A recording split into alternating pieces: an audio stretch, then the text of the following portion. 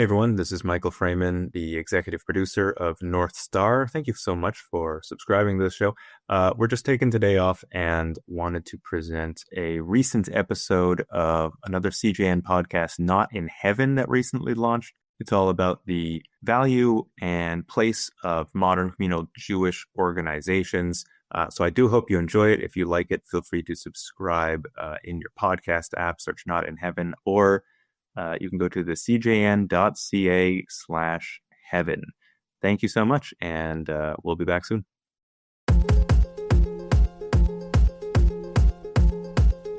Jewish federations and other major Jewish organizations. Are they effectively combating antisemitism? Have they run out the clock on their usefulness because of that or other bloated programming? Should you still give to federation, or are they ripe for Dojification? I'm Avi Finegold, reporting from Montreal for a change, and along with Yedida Eisenstadt over in 4th of July land and Matthew Leibel, who is crossing and recrossing Portage and Main this week, we are not in heaven.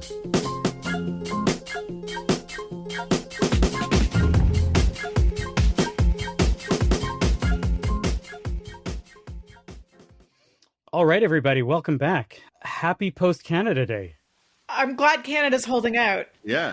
What did you do for Canada Day? It was hot. It's hot in Winnipeg, and we're in the midst of moving, but we had some time to spend in our pool with some friends, and it was a blast amidst the stress of moving, which is sometimes I've heard people say worse than death. I've never died, but I've moved, and it's pretty terrible. So excellent. I am in my childhood home. I'm visiting Montreal, visiting my parents with a kid.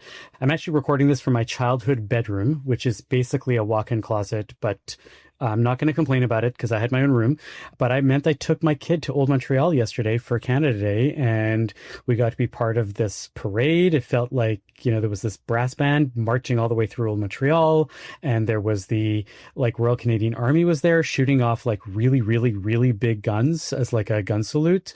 It felt very Canadian. It felt very nice. And it was very hot. Yeah, same thing. But let's get on to our topic of the week. So there was a piece last month in the New York Post. Catherine Wolfe, she's a writer. She asked whether Jewish institutions are failing the community. The focus of the piece was really about how anti-Semitism keeps rising, and despite all these organizations that exist to support the community in general and to fight anti-Semitism specifically. She calls out the ADL, she calls out the Jewish Federations of North America, she calls out the JCRC, the Jewish Community Relations Council. They hold all these galas, they have conferences, and no avail, nothing's changing. And, I'll just give you a quote from what she says to give you a sense of where she's coming from. For at least 3 decades, the Jewish establishment underwent a mission drift, transforming from defenders of Jewish first issues into foot soldiers for progressive politics and social justice causes. They refused to seriously address the toxic brew of leftist and Islamist ideology seeping into universities. Stuck in their woke echo chambers, they sidelined voices who rejected progressive agendas, the two-state solution, or insistence that anti-Semitism is never worse than when it's on the right. So clearly her focus is on the right and where the right is coming from, and that the left is really the problem. But essentially she's asking, where are federations when we need them, and saying that they are, at this point, they're basically showing themselves to be useless. It led to a whole back and forth online, and I'm sure in person, with a lot of people discussing, defending federations, saying not so. And so I guess I'm curious where you guys stand, just to start with the big picture. Yedida, what's your sense of your relationship to the local federation, whether where you live or when you grew up? Federation has always been pretty invisible to me as the organized Jewish community. I really have very little sense of what federations do. I know they do something, but I don't think that they, I don't know the ways in which they support, for example, my shul in direct ways. That is pretty invisible to me, if I'm being honest, for better or worse. But I have thoughts on parts of that New York Post piece. I'd say that I've kind of seen it in 2 different places. I've lived most of my life in Winnipeg, like you guys know and you've gotten to know. And in Winnipeg, the Federation is pretty active, especially since October 7th. I think in Winnipeg, they've kind of been at the forefront of raising money. They're always raising money, right? The Combined Jewish Appeal, it's always like that's first and foremost. They're always raising money, and then they're allocating the money to different organizations. And because I've got involvement with lots of different organizations, I hear about the different allocations process. But I've also seen them do a lot of work trying to counter protests and bring in speakers and do things since October the 7th. I think that sometimes I can get very critical of these sorts of organizations and say that they're often very overstaffed. They're not as efficient.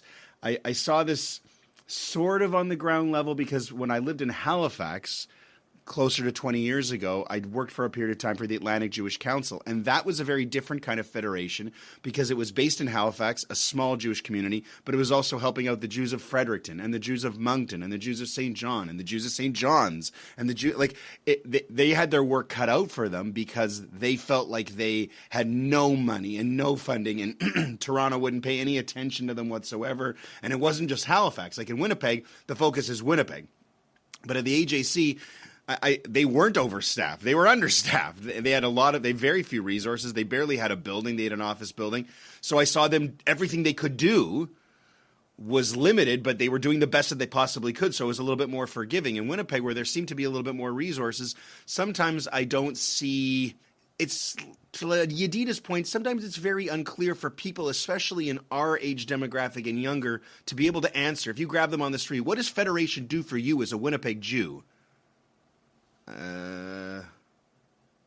I think the answer is usually a shoulder shrug. So let's take a step back, though, before we get to that. Federations initially were a way for you to take your limited dollars and say, I don't know, there's a lot of organizations coming to me. This is over 100 years ago, coming to me for charity, coming to me for this, coming to me for that. Well, let me give it all to one organization, and they will know how to allocate all the money to all of these organizations and to say, okay, what's your budget? We're going to get you fully funded because everybody's going to donate to one. There will be no overhead. It'll be very simple, and we're going to make that happen. But then eventually you start seeing these organizations saying, well, I can only fund you to 80%, to 60%. You still have to start doing your own fundraising. So now you started having to give to the Federation and then have to give another 10% to every organization that you wanted because they needed some money for you. They needed some money for this thing, some money for that. And so they're both trying to be there for the end in and of itself of like being Federation, but also saying, well, we're here to speak for the whole community and everybody, and we're fundraising, but we're fundraising for the community, but everybody else is also doing that at the same time. I do think that they have outlived their usefulness, because at the end of the day, there is no unified Jewish community anymore, right? There's no central voice, as much as people would like to think that that's the case. And two, we don't really have, the ability to fundraise for every organization all at once. Right. So the question of whether or not we as Jews were ever better off or would be better off if there were one central voice. And I can't imagine a universe in which we agree on what the message that voice would be saying is. So, for example, in this New York Post article, the author is taking a particular perspective that anti-Semitism is the worst on the left, and it would be impossible for there to be one centralized voice with a single agreed upon message other than like anti-Semitism is bad. But I think that one of the frustrations that we're seeing, that I don't think that the notion that if we could just make the world understand who we are, then they wouldn't hate us so much. I don't think that is borne out. That assumes like a rational actor that wants to be in conversation. And one of the things that scholars of anti-Semitism will tell you is that anti-Semitism is inherently irrational. For all the efforts of us trying to explain ourselves, that's assuming that somebody is willing to hear us and be in a rational conversation. And history doesn't tell that story. Yeah, I think what you're pointing out to is that there's like two very different things of like the nature of federations and whether they're useful anymore, and this nature of anti-Semitism and whether it can even be fought. Because I think what you're pointing out to, and I think rightfully so, and maybe Matthew might disagree, is that anti-Semitism cannot be fought really in the ways that people who think that it can Jews and should be. fight it. In the way, exactly. whatever it is, exactly, whatever, even if every federation was unified and everybody was doing exactly the thing that Catherine Wolfe or that Archie Gottesman from Jubilong thinks that we should be doing, right? It's not going to necessarily end anti-Semitism, right, as we know it. So there's that as one issue. And then there's the issue of, well, even if there were causes that we could actually do, does federation actually, solve those things at all? So one defense kind of federation that I just want to point to is that the work that they're doing in developing long-term substantive relationships with politicians across the aisle, the people who, vote for a war authorization or not, whether or not they're invited to, is really important work. And I think is sort of a modern expression of a historical phenomenon that we see all over the place, which is Jews have their own strategic special relationship with the person or people in power. And so I kind of think that the work that these organizations, whether it's Federation or AJC, maybe ADL, do in developing relationships with these powerful politicians is really important, because if anybody's going to understand the Jewish position, it should be people who are in power, right? The elected official needs to have a much better, deeper understanding of Jewish history and the need for Israel than, the individual single voter. I want the voter also to have it, but money better spent, I think, is cultivating deeper understanding amongst the people who are the real powerful decision makers. In Canada, the Carney government hasn't been doing this really long enough for me to weigh in, but I think the last year and a half of the Trudeau government, there was no reflection in foreign policy or in any of the things that were coming out of Trudeau, Melanie Joly, who was the foreign minister at the time, that would suggest that they were listening to anything that any Jewish groups were telling them about Israel. That's where it gets interesting, because they're like, on the one hand, Jews have a different kind of power than numbers, right? Jews are never going to be the majority of voters ever. Yeah. So that's what I was going to say, was that, like, if you look at it, that doesn't mean that they're not listening, right? It means that these governments have competing values, and they've decided, you know what, our government is best representing the other side, and we're not always going to answer to every Jew's needs or the entire Jewish community's needs every single time. It doesn't mean that the Jewish community doesn't have the relationships with these people. It doesn't mean that they're not listening to the Jewish community. They've just, they're like, well, we have other priorities right now, and that's fine. Which is also gets to sort of, another thing that we were thinking about for this week, which is moral leadership, right? We need Jewish leadership to be leading with our morals and values. And Israel is definitely a really important value. But what happens when Israel is manifesting values that are in tension with, American liberal Jewish values becomes really hard and complicated. And, another space where the message and the appeal to leadership becomes like much more nuanced, and nuance makes it harder. So the question of whether or not Jewish communities should be continuing to support these organizations, on the one hand, yes, I think we need them and we need the relationships that they have developed. But I also think that the smaller grassroots startups that are, much better about communicating Jewishly, for example, on TikTok, and winning over the hearts and minds is really important. But, it's the number, we're always going to lose the numbers game. I don't think we should be giving actually any more to Federation if you don't believe in the system. I mean, if you believe in it, great. But I think if you see it as fundamentally a broken system, you should say, great, you're there to represent me, and I don't feel you represent me if this is, person X, and you're there to fundraise for different organizations. I will give to those organizations directly. I have no problem people doing that. It's different, right? And there's this trying to always be a parallel between federations and government, and that the federation system is the government of the Jewish community. And in reality, it doesn't quite work out, because you could opt out of the federation. You can't opt out of government. You always have to pay your taxes. Well, so first of all, it's a pretty novel thing. It's only like in the last maybe 200 years that Jews don't have to pay into their federations, right? It used to be the case that, like, in old European systems, the government would like collect the tax from the Jews, and then they would like give them back a lump sum, and the federation or whoever was administering Jewish funds would give those back and support different elements in in the Jewish community. But you're right, we are no longer obliged, just like we don't have to belong to a synagogue, we are no longer obliged to support a federation. But as we know, governments sometimes don't do a great job at communicating all of the fabulous things that they actually do. And that becomes a problem in the next election cycle.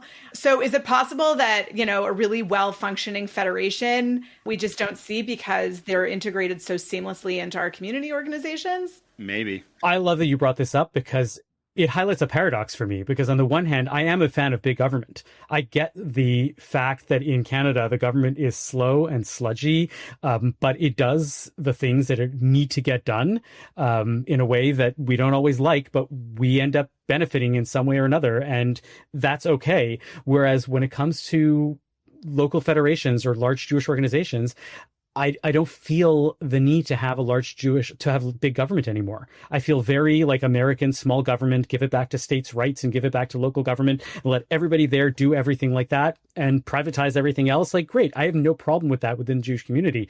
Whereas at the real big government level, I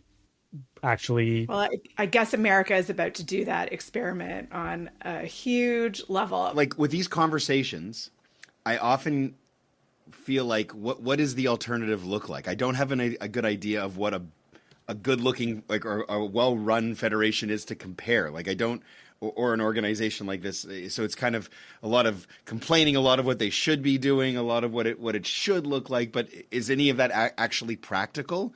I mean, it's kind of like Avi's question about, is anti-Semitism even something that you can fight? What is the goal when you're fighting it? If it's undeniable that we're spending money and spending money and spending money, and then anti-Semitism and anti-Semitic events are going up, that would point to a problem. But I don't know what the solution looks like. So I'm a little bit at a loss, a little torn. Let's game that out, Matthew, right? Like if there was no federation in Winnipeg, there was no Jewish federation, right? Would the synagogue cease to exist? No, the federation doesn't fund the synagogues. I think the synagogues would be the same. There you go. Would the Simkin Center cease to exist?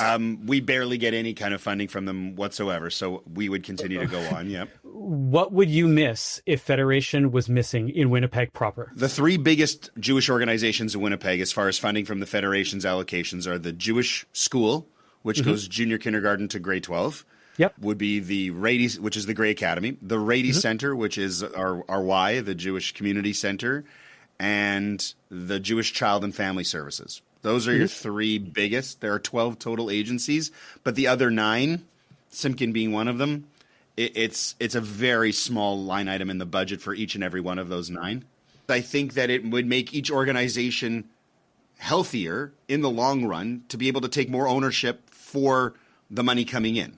It's much more empowering. The only problem is I don't think they would all survive. And then I think you would see a real discrepancy between the organizations that are able to get their act together quicker in terms of doing this, their connections, their profile, and the other organizations. Like, it reminds me a little bit of sports. You guys know that I was a sports broadcaster for a long time, right? Like, they always talk about the big market teams and the small market teams. The New York teams, the Chicago teams, the Toronto teams, they don't have as much trouble drawing a lot of attention, getting sponsorships. But the Winnipeg teams, the Green Bay teams, the Buffalo teams, they always have more trouble because they're smaller markets. So they try and come up with collective bargaining agreements and spreading the wealth to all the teams. And some football, like football does a good job of that. Baseball doesn't do such a good job of it. The haves and the have-nots. And I think that would be unavoidable if there were no federations. I mean, it's still kind of like that even with the federations. I just don't know if it would become more pronounced. My husband and I have this ongoing debate also with respect to healthcare, because I'm a Canadian and he is an American. And the argument that he always appeals to is historically it was churches, it was people's religious affiliations that provided all of these social safety net services. And as America in the 20th century increasingly secularized, it became centralized. And so people were taxed for it. And there became more of a publicly funded system, obviously more in Canada than in the US, and it's part of the social contract. And maybe federations are the social contract of the Jewish community. And, maybe they need to do a better job at communicating to us and to the people who support them what their benefit is, assuming that there is one. I know they have there's like a big American Jewish Federations podcast that people may or may not be listening to. And there's like a lot of podcasts coming out of the Jewish philanthropic space where people are sort of making the case for Jewish philanthropy and like what it supports. Anyway, all of that's just to say that like the negotiation of what the ideal of what this should look like and whether or not there should be a centralized coordinating body is a good question. And if I knew what they did better, maybe I'd be better able to make a case for it. One of the things that's really great and nostalgic about visiting home is that my dad's a retired librarian. So whenever I come home, there's a stack of like clippings that he's going through a box of stuff that is really old. And he's like, oh, look at this or look at that. And just this morning, he pulls out, without even knowing what we're talking about today, my dad pulls out this thing from 2007 that had an article that said defederate now. And it had nothing to do with anti-Semitism. It had to do with like Israel awareness and our connection to Israel, and saying that they don't do anything, that they're not useful, that all they do is hold galas. And I was like, wow. So the same thing 18 years later, right, is being said, but it's just about anti-Semitism and not about like Israel and that like the federations are useless and that we should just get rid of them. So this is nothing new. And I think that there's enough smart people that have been calling for the Dojification, I guess you would call it, of the Jewish Federation system, that I think that it does really bear closer examination.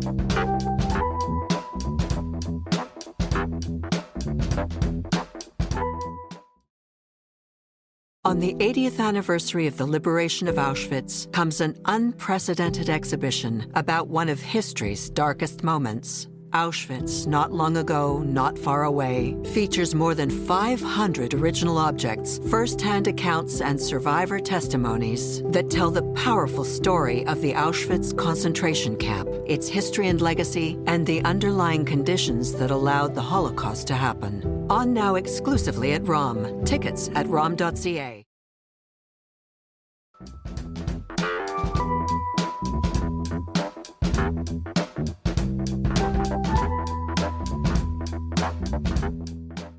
What would you do? Oh, What if we put you in charge of the Doge? What if we made you Elon Musk? Okay, so I really, really do not want to be Elon Musk. So the first thing that I would do is I would take any internal programming, right? The missions and the leadership things, and take it away from Federation. I would say there are many, many organizations that are fighting for Jewish attention. You're the Jewish Federation of Montreal or UJA of Toronto or whatever other city, in Winnipeg. You should not be doing any programming. You should not be doing any campaigns. You should not be doing any awareness. You should be a fundraising and allocation system. And, and then worry about the back end with the governments in its own separate way. So the first thing I would take away would be that. The second thing I would take away was figure out which organizations are already doing really good at fundraising on their own, and they're getting a small amount of allocation, and say, I'm sorry, you're getting zero allocation. You have nothing to do with Federation anymore. I want people to know that these are the only organizations that we support, and start figuring out which organizations could probably deal with getting the extra 10%, get them off the Federation budget. So those are two things that I would right away take away. I think that we can just make this distinction. I think that what Matthew's talking about is like effective for Jews connecting as Jews and Federation serving Jews, quad Jews, and establishing Jewish community. I think that the complaint in the New York Post that's sort of framing our conversation is like, what are we doing about anti-Semitism, and this like panic about the rise of anti-Semitism and how, the organized Jewish community is going to counter it. And like, I think that they're ready for some fresh ideas. And the question of like, well, what have you done with our hundreds of millions of dollars over the last 30 years is a fine question. But I, as a historian and student of anti-Semitism, like, I don't really have any great suggestions. Like, what should they be doing better? I don't know. Like, I think Jew Belongs, like, campaign of sort of, naming it and being like incredibly blunt to the point of being obnoxious. Like, does that help people become less anti-Semitic? I don't know. Does it raise awareness? Maybe. Like we have to figure out what the priorities are and like what's important in this moment, but also admit like this has been a struggle for, thousands of years. To me, the answer is not specifically what answers that I have, but it's sort of privatizing, but it's not quite privatizing. It's the startup model. It's giving a lot of Jewish startups a lot of seed money and seeing which ones rise to the top and are actually able to do well and fundraise on that, back. I don't necessarily like what Jubilong does. They went hard on the anti-Semitism pink billboards all around North America, and she raises money. Archie Gossman, she's one of these people that she started it and she said, this is it. And she managed to raise money for it. And I'm good for her, right? I don't want to give to that. There's other organizations that I want to give to because I think that those are effective, and let those organizations, you want to know how to reach people? Give a bunch of young Jews who want to work within the Jewish community $50,000 and say, give me your best ideas and show me what you can do, and let the best ones rise to the top. That is how you get the ideas actually happening. The model that you're proposing of doing away with federation as a centralized, grant making organization, and saying that like everybody should just bring it in house, doesn't that reduplicate efforts, right? If every organization is paying $1 bajillion to their fundraiser, every organization is paying $1 bajillion to their fundraiser, and there isn't that sort of centralized coordination and priority making, right? Like part of the Doge argument is there's all these inefficiencies and all this is reduplicated across the board, and now we can just get AI to do it, right? Like if in theory the central legacy organization federation model is in theory supposed to reduce that inefficiency. Well, and you got something smaller, a smaller entity. They don't have the $1 bajillion to be able to run their summer camp or whatever they are. I'm using as an example, and then have a fundraising person, like a full-time fundraising person. No, it's going to be split with another job. So does that split the ability to do your actual other job well? I don't know. If you're a bigger organization, maybe you could pull it off, like the community center or like the school. But otherwise, yeah, I mean, that's always been kind of the claim, is that this isn't what we do. We're a Jewish summer camp. We can't be raising money. We're trying to run the camp. So you are 100% right. And this is why all of the Jewish startups that I tried always failed, was because I'm really not great at fundraising. And that's an understatement. I'm really, really not good at fundraising. And so I was never able to get money for a lot of these great ideas. So you're right. That does lend itself to some great ideas and great people failing because they're not able to do that and having to go do that. So there is, but the fact of the matter remains that a lot of that duplication already exists, even with all of the big tent of federation. Federation doesn't lend out its stuff, and other organizations end up having to rebuild all of their own things anyways. So that stuff is already happening. So you want to streamline those pieces, 100% go for it, right? But at the end of the day, those inefficiencies are there. The fundraising is happening regardless, and ends up being the large thing that sucks up all of the funding. And other organizations are like, well, why don't you I give to Federation already, and I don't want to give to your thing. And then then you end up with a lot of organizations that are stuck exactly with the types of problems that you are talking about, both of you. Let's wrap this, and I think that's a good place to stop. And let's move on to textual healing. I do like the name of that. I really do a lot. Textual healing. It's time for some textual healing. Let's get biblical. Tell me a parsha, and we'll make it physical. Textual healing. Hukat, the parsha of the week, like a lot of the parshiot in Avi's favorite book, Bamidbar, if I remember that correctly. I cannot wait to discuss this at the end of Bamidbar. It's got a lot of really good stuff. It's got the moment, this is what I want to talk about, it's got the moment where Moses loses the promised land. And I've always had so much trouble with this moment. For anyone who's not totally sure, wants the quick context, it's another one of the moments where the whole tribe of people, 2 million plus, wandering through the desert, miserable, no water, and they complain to Moses and Aaron, and God tells Moses and Aaron, talk to a rock, and the rock will bring forth water. And Moses, my take has always been, he's had enough. He is beyond the most patient and humble man of all time. He is so patient and humble, yet he can't take it in this moment. It's a very Hamlet-like moment where he can't control himself. He smacks the rock twice, and the water comes out of the rock. But God says, no, you didn't listen to what I said. I said talk to the rock. You smacked the rock. You don't get to go into Israel because of this. I've always hated it. I know there's great lessons on it. The rabbis talk about how Moses, one of the best takes, I think, was this idea that by not kind of following the rule, if I've got it correctly, Moses was kind of making it seem like he brought forth the water as opposed to God taking the credit, and that was kind of problematic. But I've always been unable to reconcile the fact that after everything Moses did in the wilderness, after the number of times he talked God down after God wanted to destroy the people, the number of times, even just a couple weeks ago with Korach, that he didn't get like a mulligan for smacking the rock. Like, this guy, of all the people, not getting to, like, he gets the most cruel death where he gets to look from Har Nevo in, see all of Israel, and then he dies there. No one even knows where he dies. This is his reward. It's like the most human moment for someone in Moses' character who's very hard to relate to for people reading the Torah. And I always felt like he got a raw deal. So yeah, I'm going to say Moses got a raw deal, and I've never really been convinced otherwise. So maybe you guys want to convince me, or you agree with me. But yeah, that's what happens in this parsha. Let me counter that with one question, which maybe convinces you, maybe not. I have no idea. But how do you know that there were not many other mulligans that Moses got? They just weren't written into the Torah, right? That's such a soft argument to me, though, because wouldn't they be written into the Torah if they were important? God was so merciful on whatever happened in those moments that it was like, I'm not even going to record these.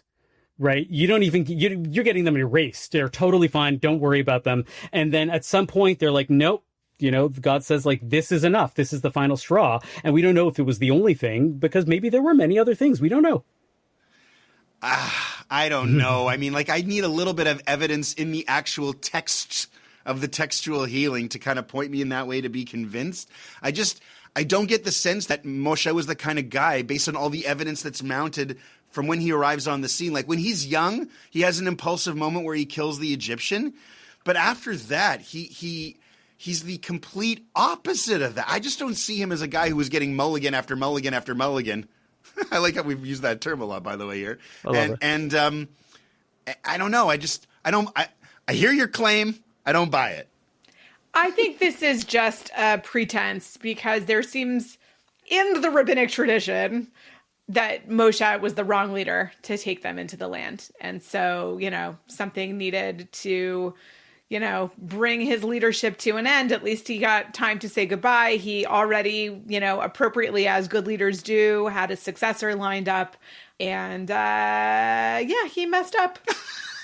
That's not enough. I also, I'll even complicate it, right? The argument, he thought he had to hit the rock because last time, 40 years earlier, God said hit the rock. So he thought he was supposed to hit the rock again. Right? There's all kinds of ways to sort of try to get him out of it. But at the end of the day, right? He was 120 years old. They were ready for somebody younger with a different leadership style. There are so many great moments in the whole book on leadership, and I always just have this feel for Moses. He never wanted the job in the first place. He did the job so well, and he doesn't get that payoff. The end of the Torah and everything kind of here after this moment of Chukat just breaks my heart for the. It is a tragic ending. Yeah. There is a line of scholarly thought that actually thinks that Joshua should be book number 6, which ends things in a different place and also sort of situates Joshua as part of the main story a little bit differently. But that's weird. So we don't do that. Avi, what you got? What do I got? So actually, I want to point out a very, very tiny little something that I remember reading years ago, and it really struck me, and I want to bring it up again. So there's this moment when there's a war with the Canaanites, and they take some Israelites captive. But there's this really fun moment in the Tzena Rena, which is this Yiddish commentary for the Yiddish women who were staying home from shul and they just wanted to read a little bit about the Parsha. And it was around for a couple hundred years. And riffing off of the fact that the various commentaries say that this actually wasn't the Canaanites, it was the Amalekites. But the only way that they were able to attack them again was that if they disguised themselves as Canaanites and they changed their language to make them sound like they were Canaanites, and then they were able to get close to the Israelites, they were able to attack. And then so the Tzena Rena then goes and says that Therefore, we also disguise ourselves on Purim, since Haman was descended from Amalek. We show that the disguise did not help. And like it blows my mind because that is not found anywhere else. I've never seen that repeated anywhere else. I think the author just made it up. And I was just so fascinated by the oh, yeah, they dressed up and they were Amalekites and they became Canaanites. And that's why we dress up on Purim, because we can really see Amalek where they really are all the time. And that's it. Creative. Go for it. So yeah, that's my little point. Nice. Yatita, what do you got for us? I have 3 little bits. So the first thing is, years ago, my mom got me hooked on a 1-season TV show called Dig, the premise of which is that a red heifer is born, and it's the late 20th, early 21st century, and it catches the attention of some Christian evangelists in the United States and some ultra-Orthodox Jews in Israel. And there are some elements that then try to blow up the Temple Mount and initiate the apocalypse because there's this red heifer on hand. Anyway, I used to recommend this to my students because it does a really good job of explaining what the red heifer is all about. So I thought that was pretty compelling at the time, and I like TV that teaches Bible things. So that's bit number 1. Number 2, for Friday night Shabbat dinner conversation, the beginning of our parsha starts out with Miriam dying and the people complaining that they want water. And from that juxtaposition, the rabbis learned that throughout the 40 years in the desert, the Israelites had a well of water that would move with them in the merit of Miriam.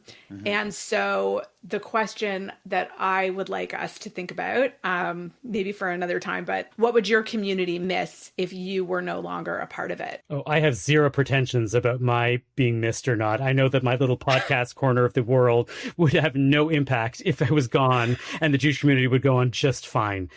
Okay. The number 3 piece is a little bit more radical.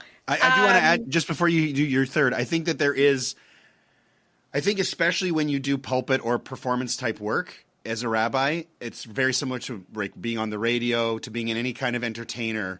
There is a certain element of your personality and there's a certain element of your ego, and it's hard. It's hard not to think that I do this in a certain unique way, that I'm hard to be replaced.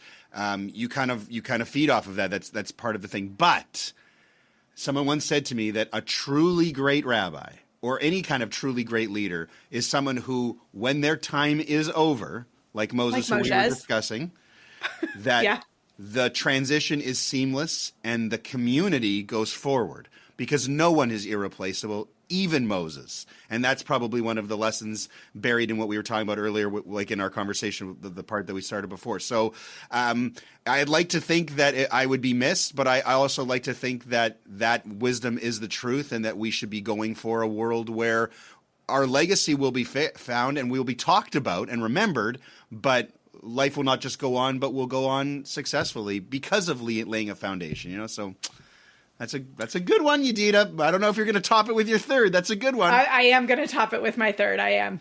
The rabbis, and then Rashi later picks up on this also around the death of Miriam, make the claim that makes Jews today squirm a little bit, that the deaths of the righteous, like Miriam, atone for sin. And that they learn this from the juxtaposition between the red heifer and Miriam. So this, the sprinkling of blood also is typically the way that or the temple cult would atone for sin. So in Leviticus 16, for example, where there's all the description of what the Kohen Gadol, the high priest, does on Yom Kippur, there's a lot of blood sprinkling that is, again, reiterated, for example, in Musaf for Yom Kippur.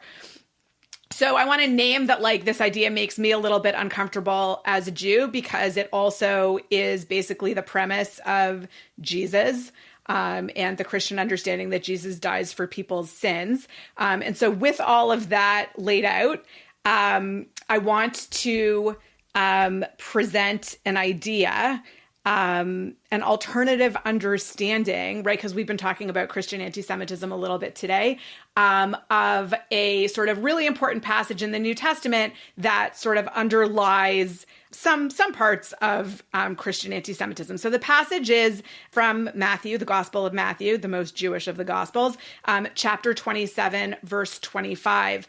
And so there, after Jesus has been crucified, the gospel records that the Jews, spontaneously cry out, "His blood be upon us and upon his children," which Christians historically understand as Jews are communally guilty for the death of Jesus. There it is. That's why. The alternative understanding proposed in this excellent work, the second edition of the Jewish Annotated New Testament, I hope I'm allowed to do product placement, is that rather that what the Jews are calling for is this notion that the deaths of the righteous atone for their sins, and this idea that blood being upon you actually cleanses you of sin, doesn't make you guilty, but actually is a cleansing mechanism. So here we have an example of like understanding historical ideas in their ancient historical context, helping them make sense. That's heavy. And the New Testament is not something that I usually have my hands full with the Old Testament. But I mean, that is, I'm uncomfortable with the claim. Like my gut reaction that the death of anybody atones for someone else's sins, I don't like that to begin with. And I don't find it doesn't make a lot of sense to me in Jewish practice. Like you talk about Yom Kippur, all these years later, we don't have a temple. We don't have a Kohen Gadol going behind the curtain, lighting incense smoke and like sprinkling blood to cleanse. But we have the ritual of like every single person practicing self-denial, which is what they call it, right? V'initem et nafshotechem. Like, so the idea that like that's the fasting, that's the no leather shoes, that's all that kind of stuff. It feels like atoning always has been on us. But for example, with the cities of refuge, right? Like all of those people who have to go confine themselves in the city of refuge because of negligence, right? There's still guilt upon them.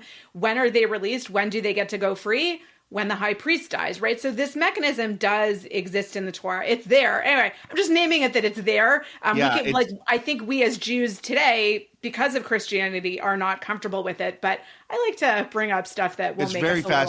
It's very fascinating. But I can tell you, without doing enough unpacking, I definitely have that initial gut reaction of like, this doesn't sit right with me at all. But very cool. I did a great interview with Amy Jill Levine and Mark Brettler, that they did this book and that they really show that as a Jew, you should be reading the New Testament just to get what you could out of it as a Jew, like to recognize that there's a lot of stuff as a Jew that we can see. Anyways, yeah. I could not agree more. My husband and I did this stint as the interim rabbis in the community where we live now. And I gave the drasha on the last Shabbat, and I was talking about how Paul, first century Jew, uses like a different kind of midrash I was in Parshat Lech Lecha. Anyway, so I was like talking about how Paul uses this and then contrasting it with how Jews and Rashi use it, blah, blah, blah. Anyway, somebody like really prominent in the community came over to me afterwards that he was like waiting for me to say at the end that I was really a Jew for Jesus, which obviously I didn't, but I thought that was funny. Haha.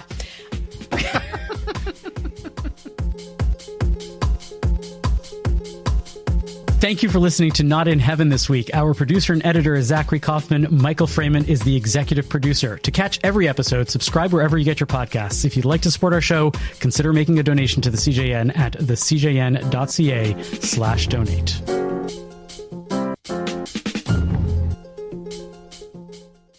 On the 80th anniversary of the liberation of Auschwitz comes an unprecedented exhibition about one of history's darkest moments. Auschwitz, Not Long Ago, Not Far Away, features more than 500 original objects, first-hand accounts, and survivor testimonies that tell the powerful story of the Auschwitz concentration camp, its history and legacy, and the underlying conditions that allowed the Holocaust to happen. On now exclusively at ROM. Tickets at rom.ca.